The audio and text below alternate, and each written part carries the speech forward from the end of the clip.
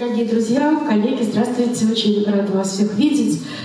Ну, с чего бы я хотела начать, наверное, с неожиданного. Вот на Руси, где просто какое-то огромное количество центров художественных, Великий Новгород, Псков, Кострома, Ярославль, Москва, есть такие маленькие, вроде бы незаметные села, лежащие далеко-далеко от главных дорог, в которые попасть, не знаю, как в древности, но и сейчас до них добраться совсем нелегко.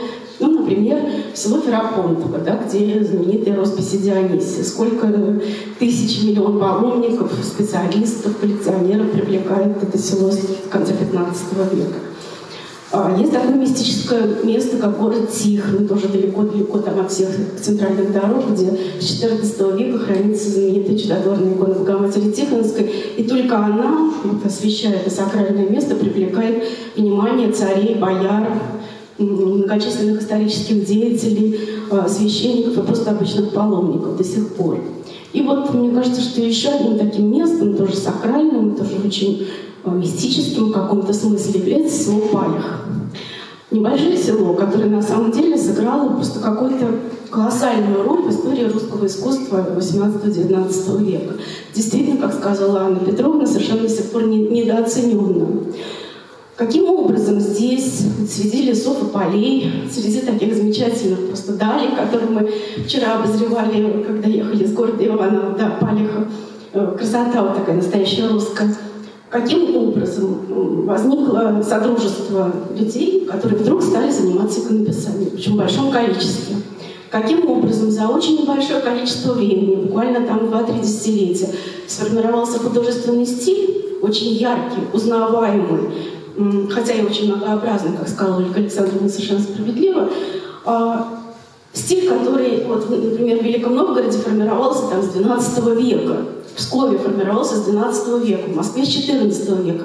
А Палих, который возник вот, как будто бы ниоткуда и сохранил, слава Богу, вот, свое такое абсолютно вроде бы неброское, но очень важное для истории Руси место, каким образом здесь сформировался такой очень ясный, цельный художественный стиль, который каждый из нас почти легко узнает. Да? Есть еще одно мистическое свойство Палиха. Это такая невероятная любовь к искусству этих мастеров, начиная с конца XVIII века. Вот почему в Палихе сохранилось хоть и много икон, но все-таки не так много, как это было раньше. Да потому что палишане работали на всю Россию. Вот я живу в Петербурге и смотрела архивы, где многочисленные лавки, которые существовали в Гостином дворе, раньше он представлял собой такие отдельные строения, там находились лавки нескольких иконописцев и торговцев иконами. И некоторые из них оставляли такие сообщения, что, например, там, в апреле 1874 года пришел обоз из Палиха с 1200 икон. То есть за один месяц это маленькое село с очень большим количеством мастеров поставляло в Петербург, в столицу России, вот такое невероятное количество образов. Причем среди них были как очень дорогие заказанные вещи, так и вполне расхожие иконы, которые были по карману любым простым смертным. Действительно, вот сохранилось какое-то такое невероятное мысль, предание о том, что именно Палих, как такая ценз высокого художественного мастерства, стала для коллекционеров, причем не с начала XX века, и даже не с начала XXI века, а еще в XIX веке, таким очень важным действительно цензом мастерства. Ну вот я вам напомню, что еще действительно Николай Михайлович Пузников, имя которого тут вспоминалось, стал собирать палихские иконы. Причем это был известный коллекционер, меценат, торговец, у него было несколько фабрик, он действительно очень богатый человек. Он составил каталог. И в этом каталоге отдельный раздел был посвящен искусству Палиха. То есть он уже не просто опознавал эти письма, но точно знал, что они пришли к нему в коллекцию из Палиха. Дальше на рубеже 19-20 века образовалось в Петербурге очень интересное научное сообщество среди самых, собственно, знаменитых византинистов, историков византийского искусства. Это Николай Петрович Нихальчев и знаменитый имя Никодима Павловича Кондакова. Что они сделали? Они в начале 20 века создали комитет высочайший, причем с благословения царя, высочайший комитет по попечительству русской иконописи, потому что именно эти ученые видели, как Россия постепенно теряет высокое мастерство иконописания. Иконы стали заменяться дешевыми, расхожими, иногда на жестянке или на литографии напечатанными иконками.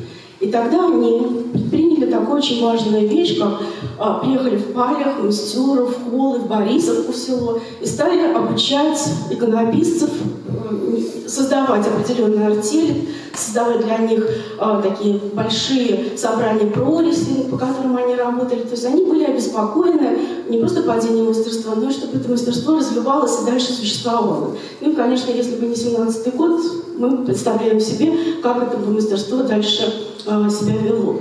Ну вот любопытно, что в коллекции Никодима Павловича Кондакова, человек, который всю жизнь занимался древним византийским искусством, который написал первые книги по византийскому искусству XI-XII века. Знаете, какая у него была коллекция? Всего 100 икон. Он их в 1909 году подарил в Государственный русский музей.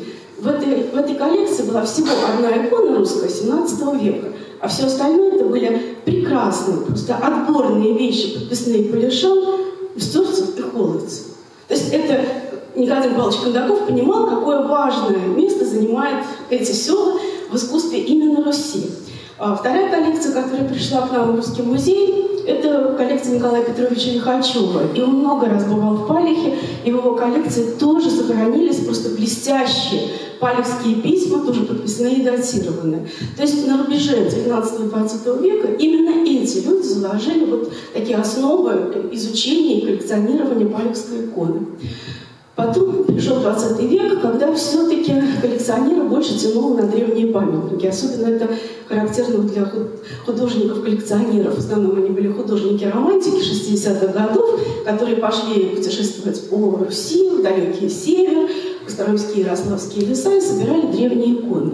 И совсем не обращали внимания на поздние памятники. Но вот я уже много лет работаю в Русском музее, еще застала то поколение предыдущих исследователей, которые ездили в экспедиции, которые говорили, ну, там было много палехских, икон мстюрских, но мы их, конечно, не брали, потому что везли на себе только 16 век. И весь 20 век, собственно, прошел под этим знанием. Ну, и тут наступил рубеж 20-21 века, и вдруг такой невероятный бум, интерес именно к искусству мелочного письма, искусству 19-20 века.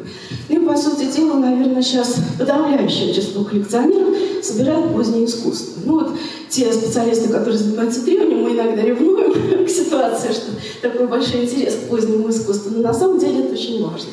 То есть все в истории расставляет на свои места, все должно быть последовательно и циклично. И тем не менее, вот несмотря на то, что мы уже тут почти 30 лет наблюдаем такой бум по собиранию поздних икон, все-таки научная мысль, научная основа, научное изучение этих поздних икон, мне кажется, немножко стало топтаться на месте. И пора собрать все научные силы, все памятники всех частных музейных собраний, чтобы собрать их хотя бы мысленно воедино и, наконец, написать историю палехского искусства, например. Ну, в этом отношении очень много, конечно, сделала Ольга Александровна, опубликовав словарь палехских иконописцев. Но, тем не менее, вот такой стиль каждого десятилетия, который, безусловно, существует, ведь вся история искусства построена на таком вот поступательном движении. Наверное, она еще впереди. Хотя должна сказать, что вот эта книга, которая перед вами, мне кажется, что Анна Петровна сделала очень много, вот такой очень хороший этап в изучении палехского искусства, и я очень рада, что эта книга наконец окажется и в этом замечательном месте. Я благодарю всех, что я оказалась здесь. Это была моя мечта всей моей жизни. Спасибо большое.